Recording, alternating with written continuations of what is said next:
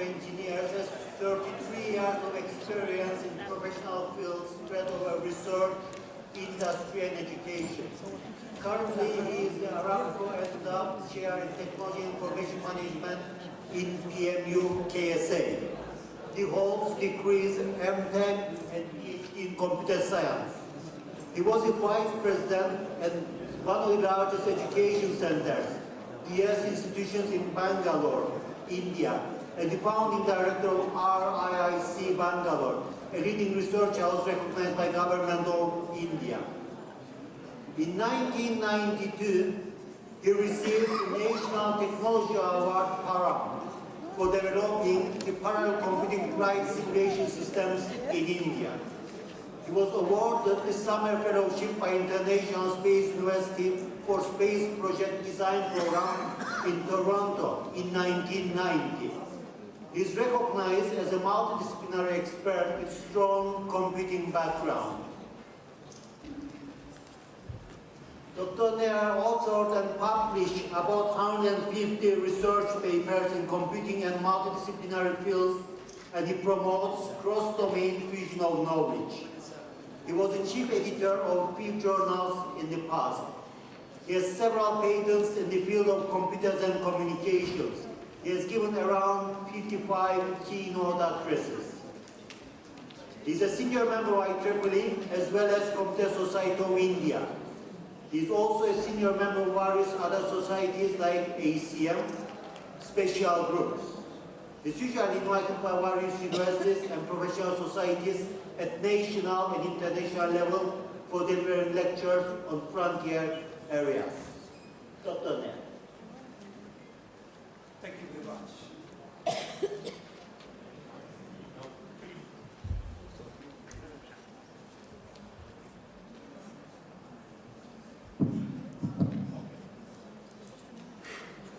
Thank you very much, Chairman, and good morning to everybody. Ladies and gentlemen, it's a great pleasure to be standing here in front of you and deliver a lecture much related to the theme of the conference.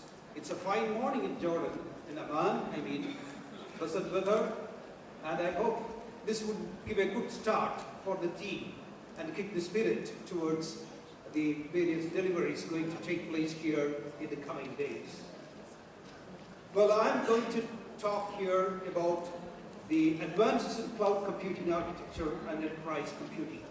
When Professor Ali was actually communicating with me, I thought I must bring out a very specific point which would be beneficial to the industry as well as academia in such a way that it brings out one of the trends and one of the business which catches fire today for the last 1 year or maybe 1.5 years.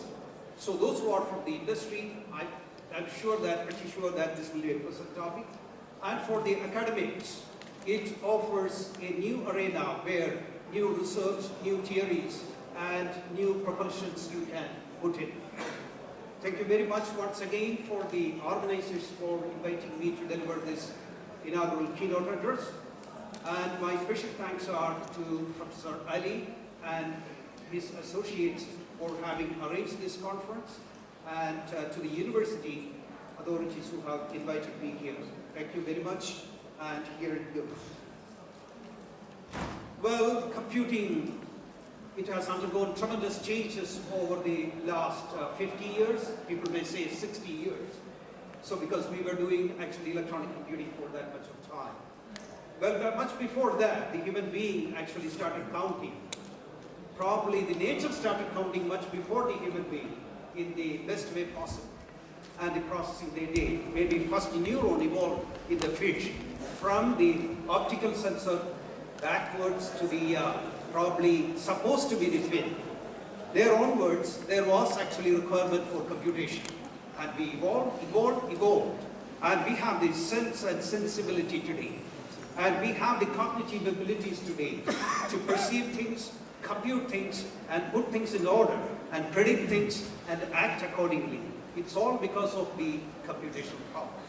But at the same time, I would like to bring to you to the point For the last few decades, we have seen tremendous transitions taking place in the computing domain, much greater than what we would say the impacts of the 20th century, whether it be the atomic physics, whether it be space exploration, whether it be the study of universe. What is the reason for it? We sometimes lament, we sometimes celebrate. Things are changing very fast as far as electronics companies are concerned, computer manufacturers are concerned, software developers are concerned. At one time, they are able to reap the harvest of $1 trillion or multi-billion dollars. At the same time, there is a lament with them. Things are changing so fast. We are getting overloaded. What is the reason for it?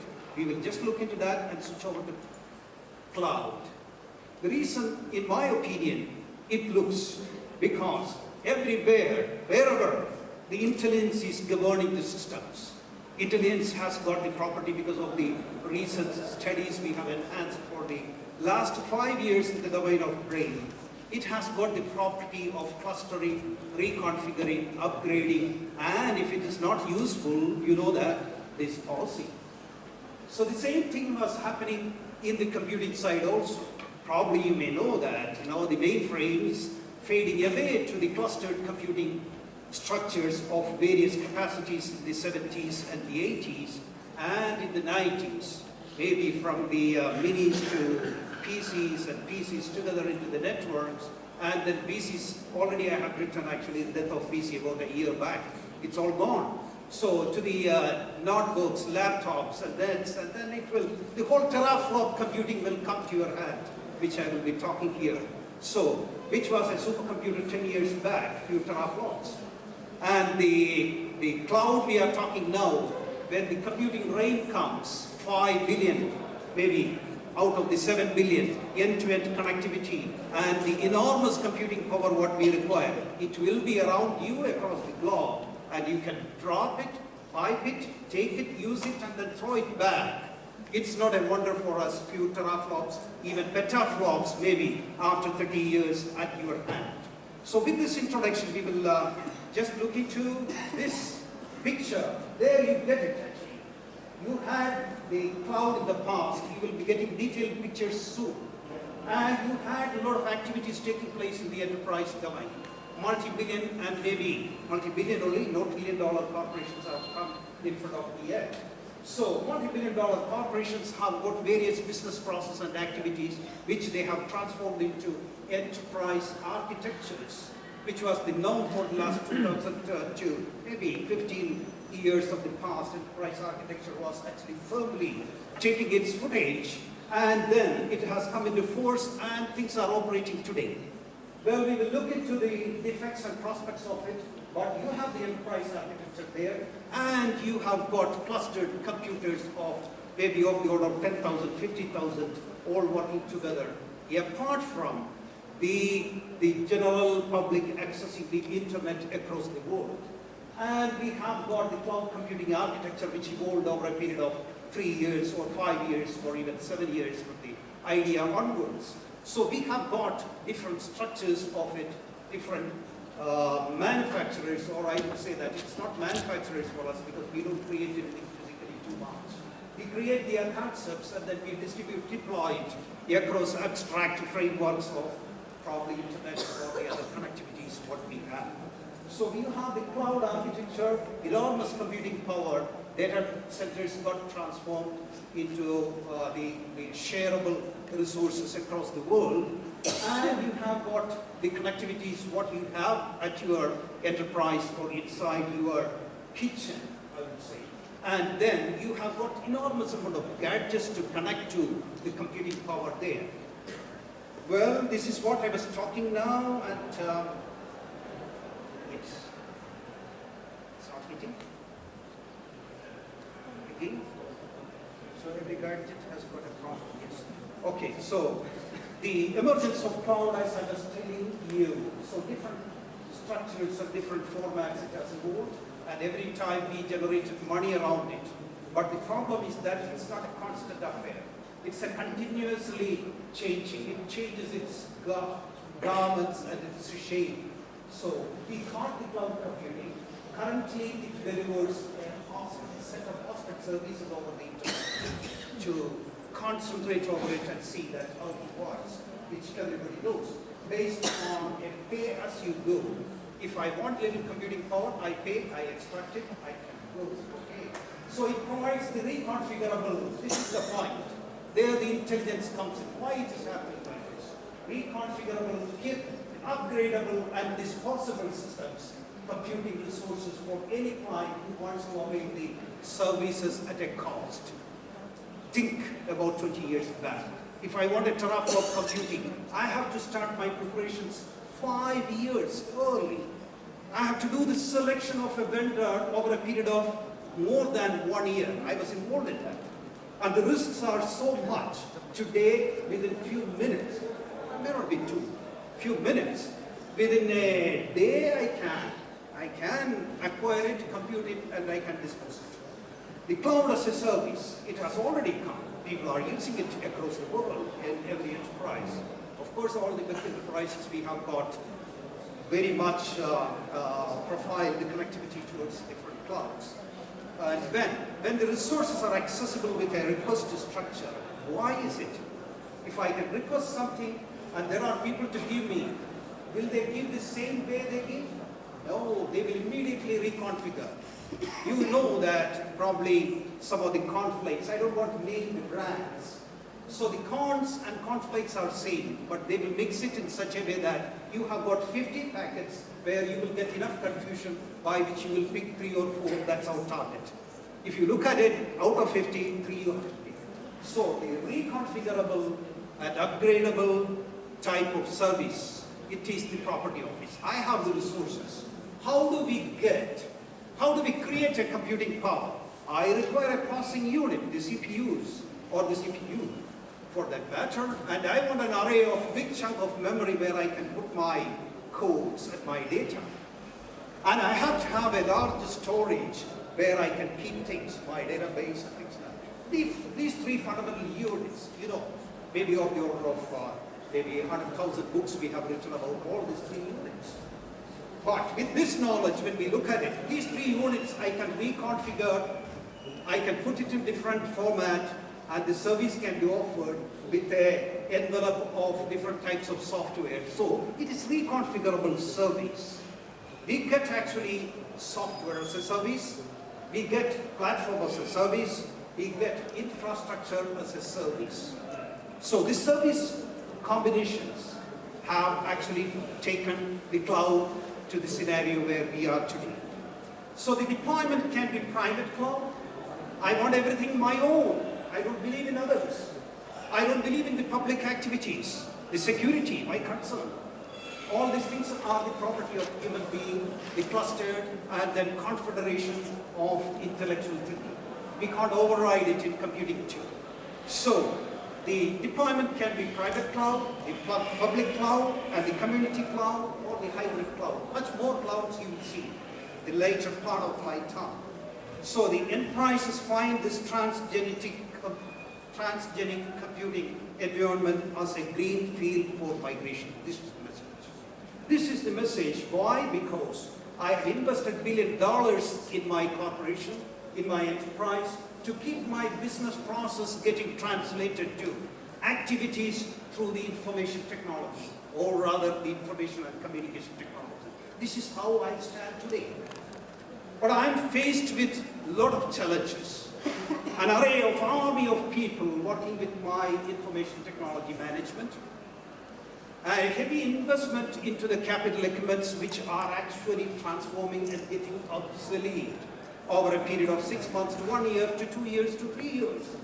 And my competitive edge is actually getting wide across the smartest people or the face rhythm. Somebody could have actually changed the hardware maybe 4 years back. Today he is ready to change again. But I changed 2 years back. But my professional competition, my business competition remains to be same for him and for me. And he is going to have a edge because he is going to have the better computing architecture and better computing capability soon. I am forced to change it. The gold price is actually slashing within a span of about 3 hours. And my transactions are very much dependent upon it. My speed has to be extremely high. My prediction capabilities has to be extremely accurate. I require the best computing power to compete with the other people who would trade the stocks and who would trade in precious metals, or who would trade oil, or anything what we feel like to make the gain which is normal or maybe supranormal. So, with this requirement, when we look into the enterprise computing is facing challenges today. The enterprise computing term compounds the business computing products.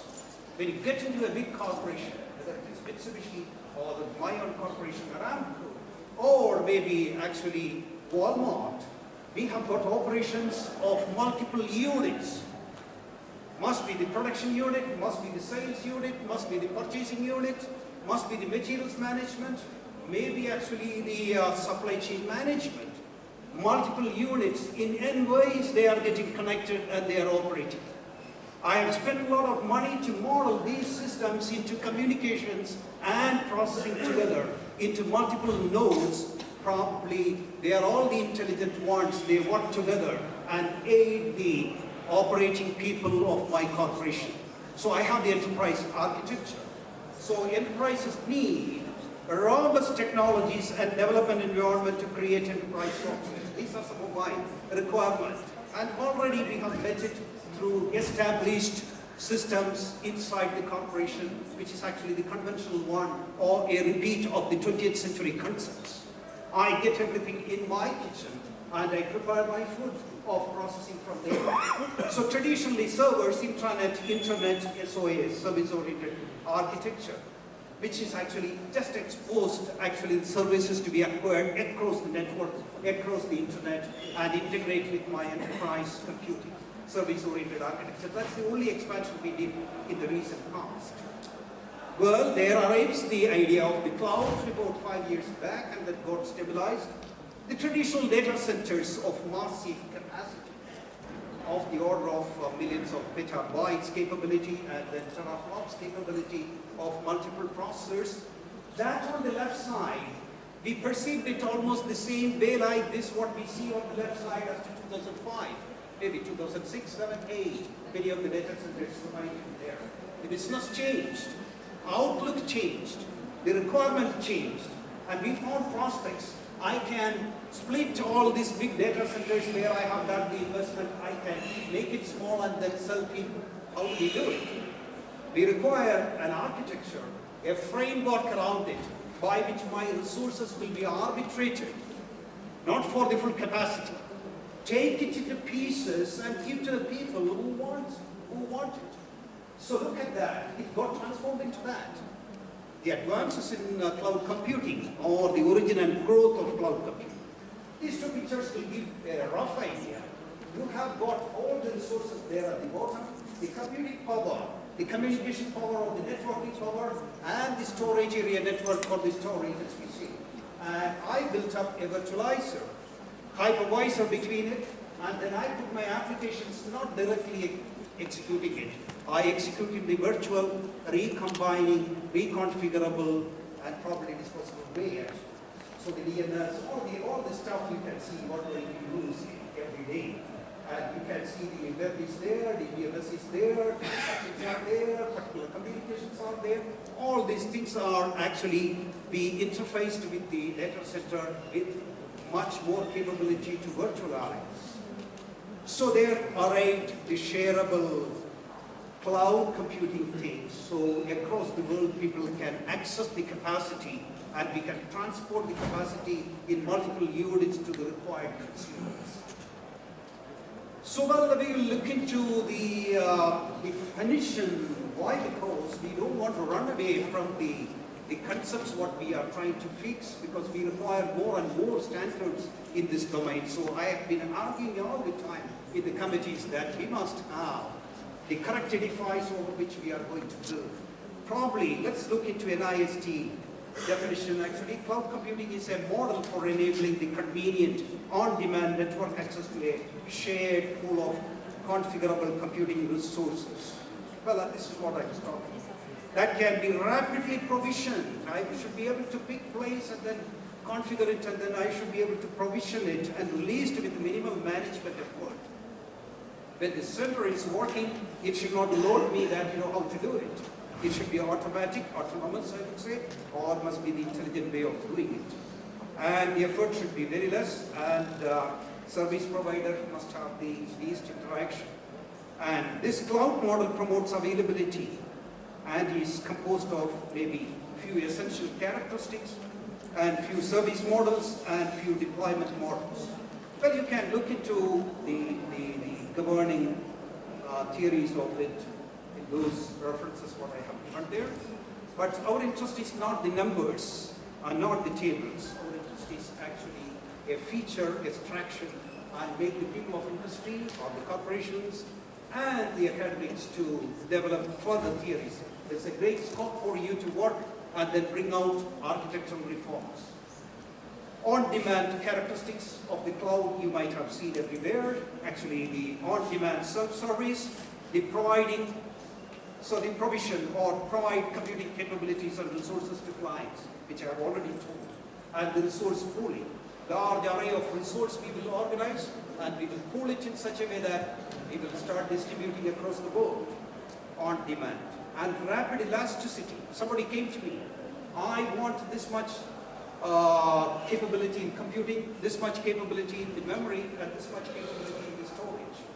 But next day, this guy is telling, you know, my data is increasing, I would like to have the storage maybe not triple, made 100 times big. And the computational capabilities maybe 50 times more, or maybe 100 times again more. So this sort of, actually the rapid elasticity, I should be able to pull it up, and the same thing I expand it, I contract it too.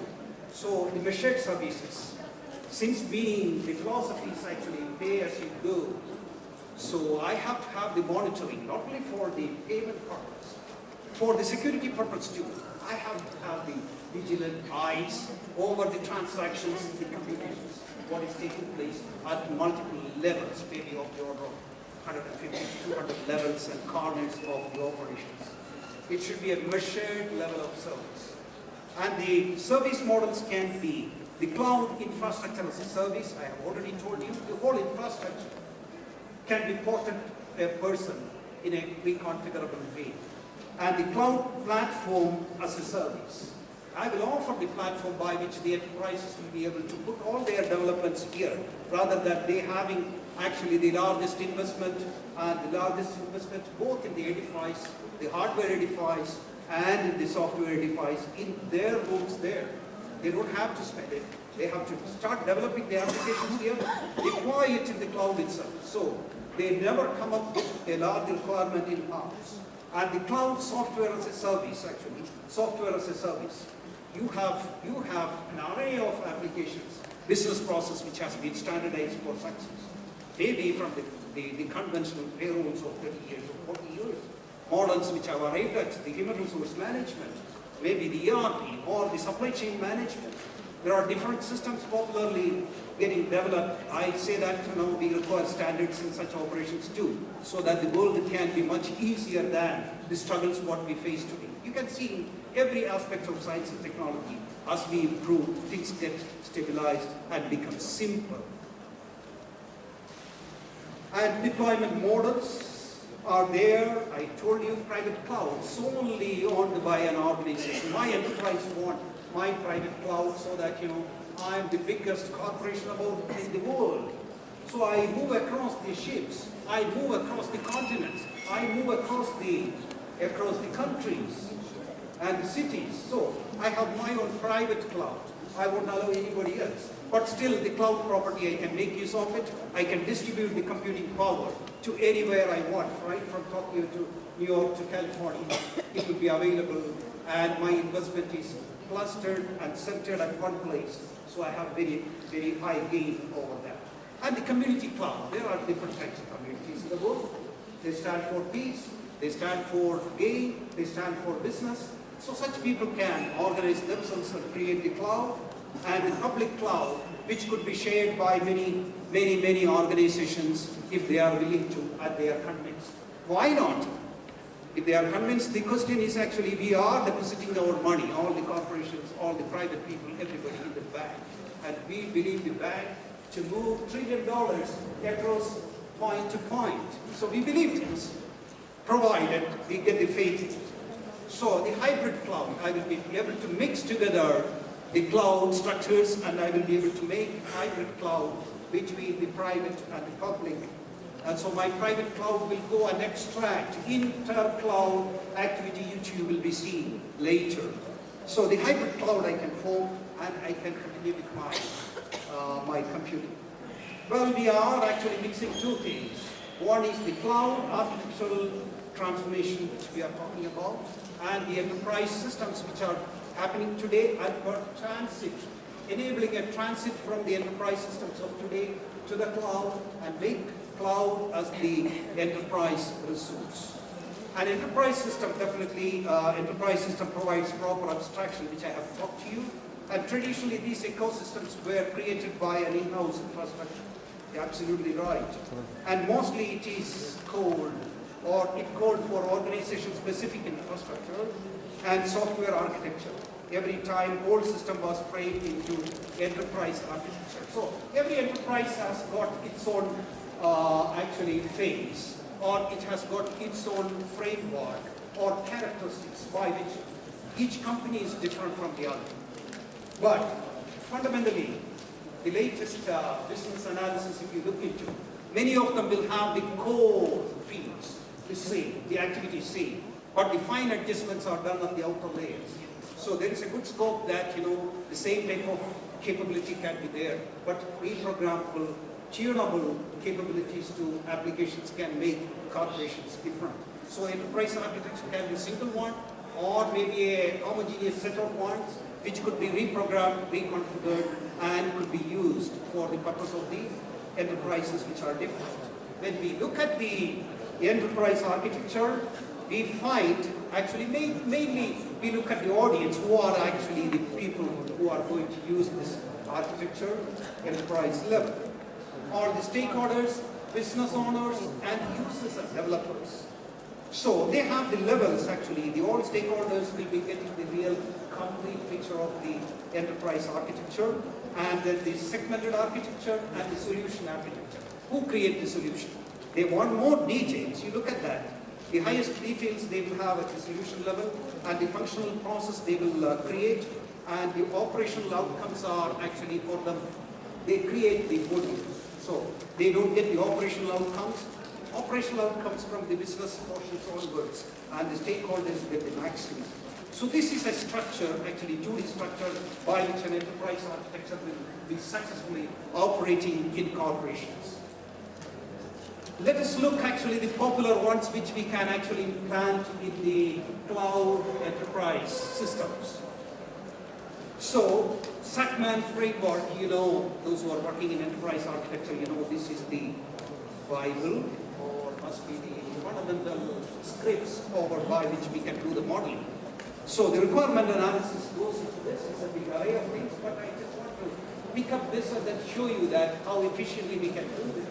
A 2D combinatorial play of the functions, data, function, network, people, time, assets, and the motivation, and at the scope level, at the price level, system model, technology level, maintaining the representation and the functional properties.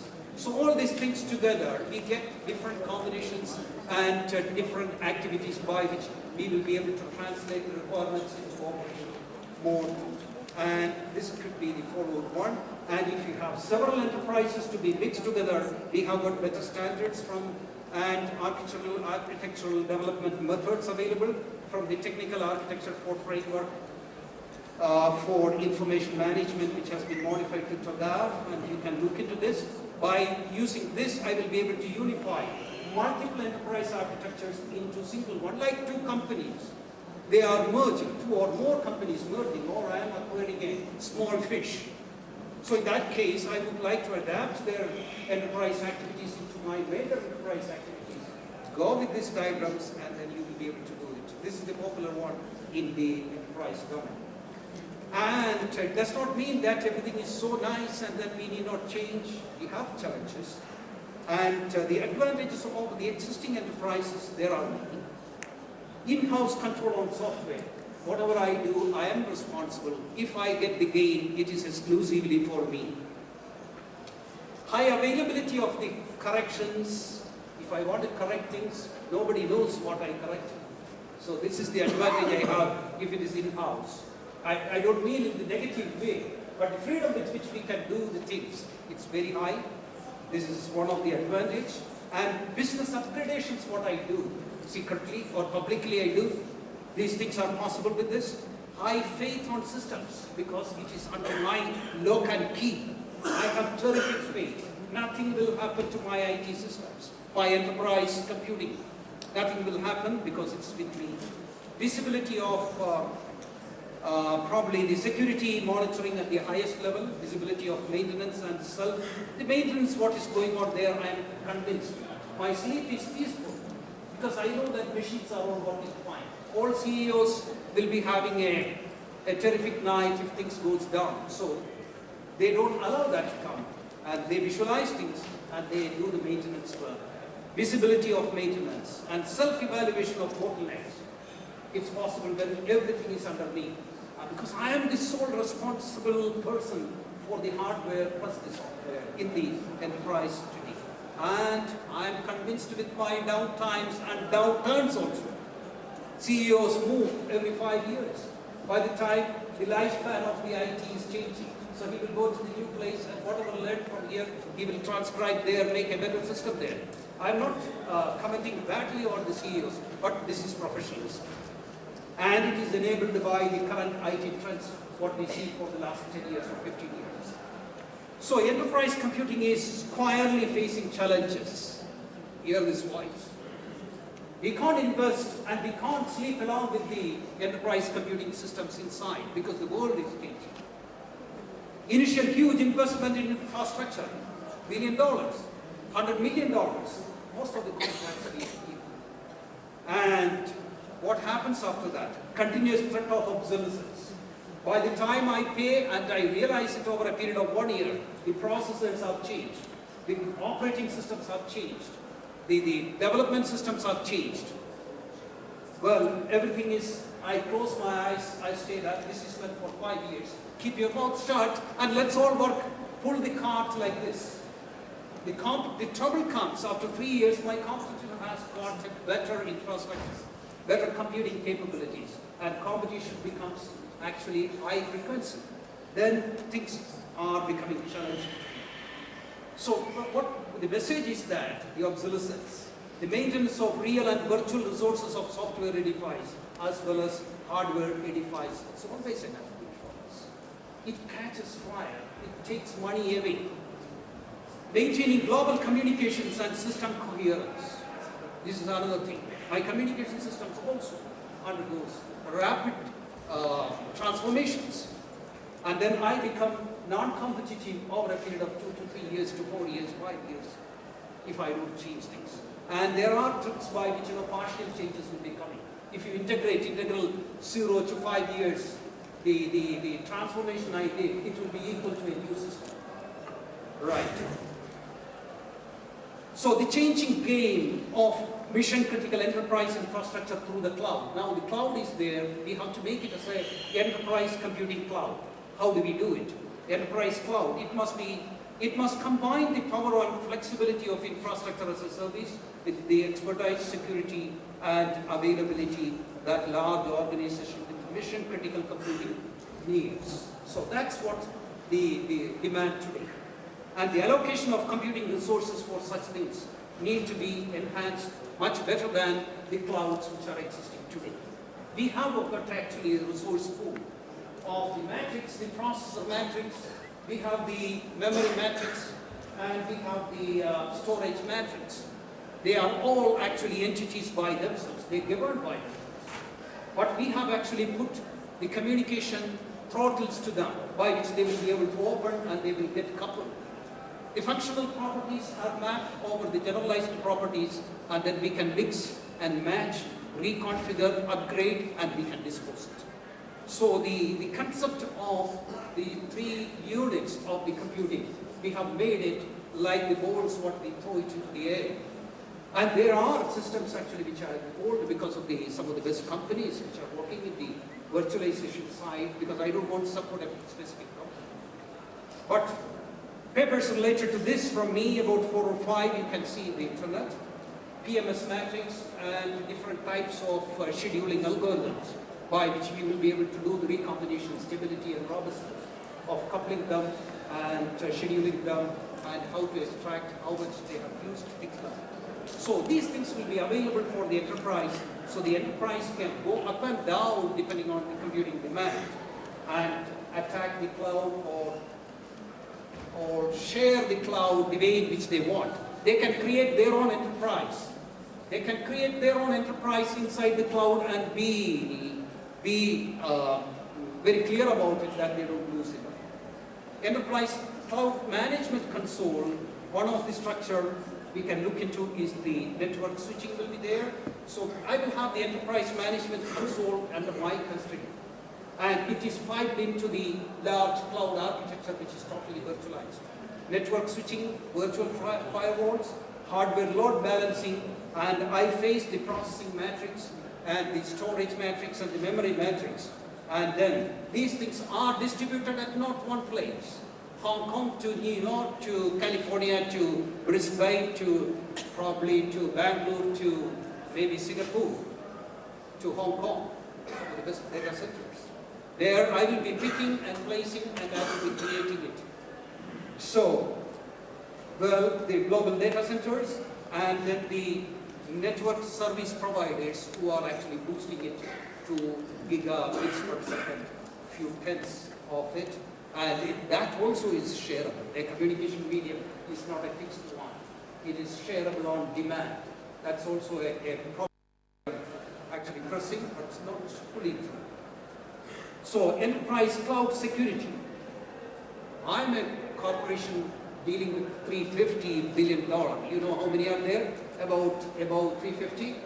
Of case, if I am there, I like to imagine things probably. So in that way, if I'm one of them, my major concern is that putting all my data, putting all my operations entirely in a different place than till now what I conceived, perceived and visualized. It's a terror for me. I can't. But how do we deal with this? Enterprise cloud must provide multiple security standards at different layers and the optionality to escalate and relax levels of that enterprise model demands. I don't require the highest security everywhere, but I require highest security in certain places. So I require a multi-layered security monitoring structure from my enterprise consoles towards the highest level of the cloud where I am accessing. Even for a single business operation when I am accessing, I am not accessing a single data center. This matrix will be formed across the data center. So it becomes very complex and it has to be managed by itself rather than managed by the perception of the people. So it is required in the communication too these days. Multi-layer approach to delivering security services enables the customers to purchase appropriate risk reduction services in order to achieve the desired state. Pay more money, we will give you more security. Multi-layer security services can be delivered in the cloud to help defend your websites, the simplest thing, and the applications, and the highest in the data from malicious attacks or malicious intrusions or malicious extractions. State-of-the-art tools are there. There are different standards now which has come up actually for the security, which is now applied at different levels of the cloud. Of 2013 we have. And then we have the resources pools to be provided to the enterprise cloud architecture. So we have to come up with this. Or today there are few companies proposing this. The enterprise's cloud architecture, we have to have the resource pools for the ECA, enterprise cloud architecture. It is based on, or it is based around the concepts of resource pools which we were advocating till now. A dedicated segment of cloud infrastructure that gives guaranteed access to the computing capacity. Capacity you propose, and I give guaranteed access to that. and I will have the security levels enabled in the required way for your purpose. And the burst mode, I will be taking only a fixed capacity today, but after 15 days, when probably the change in the year or the business patterns are going to come, this is my expectation, I may require 10 times more computation. So the burst modes must be allowed for me, even though I have required only this much. So it's not possible in the enterprise computing. What do I do with it? The burst mode will be taken as the peak, and I pay money in advance to realize the infrastructure for fields. But today it's not required. I can be optimal. I can be lean management. Virtualized machines, definitely. Virtual server technology has improved, and it has come in a big way, and it is robust and secure. And role-based security. Every application what we run, it has got a security standard and its levels. And it can be data-oriented, or it can be at the lowest level where I just keep my emails. Emails also are. So set, define, and reward user rules. User means it can be application. At multiple levels, I will be able to exercise the security levels and control them. If you want open systems, we can give with normal security. High security means nobody can access, other than maybe 1 or 2 or 3. It's a challenge if anybody else can access, type of levels we can give. And then the high performance storage, petabytes, millions of petabytes again. So I will be able to store the whole thing. And how much redundancy? Triple redundancy? Or decade redundancy across the board. If I lose 1, I will never lose. If I lose 9, I may not lose. If I lose 10, sometimes I will lose. Spend more money and then duplicate it further. So it's all happening in the required time frame and structure by which we won't feel any delay. Intuitive web-based control I require for the app, by which my desktop will be the highest computing resource, nothing more. First of the things I get it done at different parts. So the enterprise cloud computing comes, and then I need to ensure the end-to-end security, the confidentiality, the integrity, and the availability of critical information are of top priority for enterprises and government agencies. Done with multiple layer security is possible, we have proven. At the core, cloud switch isolation layer that encompasses your activities. So multiple layers of the switches and transferring systems. Of course, additional physical security, definitely it is there. There is no reduction on the concepts of 20th century as far as that is concerned. You have to have the physical security the way in which you have today, or in a much better way than that. Intelligence integrated with physical action. Not with full throttle power, a person standing, or a door getting jammed and closed. Much more than that, intelligence plays much better games than that. Security in different aspects, you can see, because I'm enforcing security, because that is the main concern. Why people are likely to move, or people are moving, then this is a... Okay, you can see the firewall, then the intrusion protection, the prevention, logging, by which each and every aspect of my work getting done is not anybody else is accessing everything. And encryption, and it's actually co-management. The enterprise and the cloud co-manage it, so that the list will not be only for one person, it will be for both of us. So it's a part of the legality which is evolving, and there's a managed network obligation, managed full network package, and some of the standards, what you can see, BIPs and this, and the ordinary PCI, and HIPAA is for the healthcare, and you know the ISO 27000, SAS 1792. These things are popular in the industry and in the enterprise. Enterprise class features, I want it in the cloud enterprise architecture. Enterprise class agility, point and click applications into the cloud with no changes. I don't want to muck up with my applications which are actually stable and profit-making. I want to port it into the cloud such a way that more or less the same thing runs there. It is possible. Enterprise class resources. I require that sturdiness, that robustness, that faithfulness, that resilience to challenges, which can be software challenge, physical challenge, it can be the hardware challenges which may come by one portion actually failing in the hardware, redundant portions take over and then run without giving a notice to us. Enterprise class control. I require full control of my business process.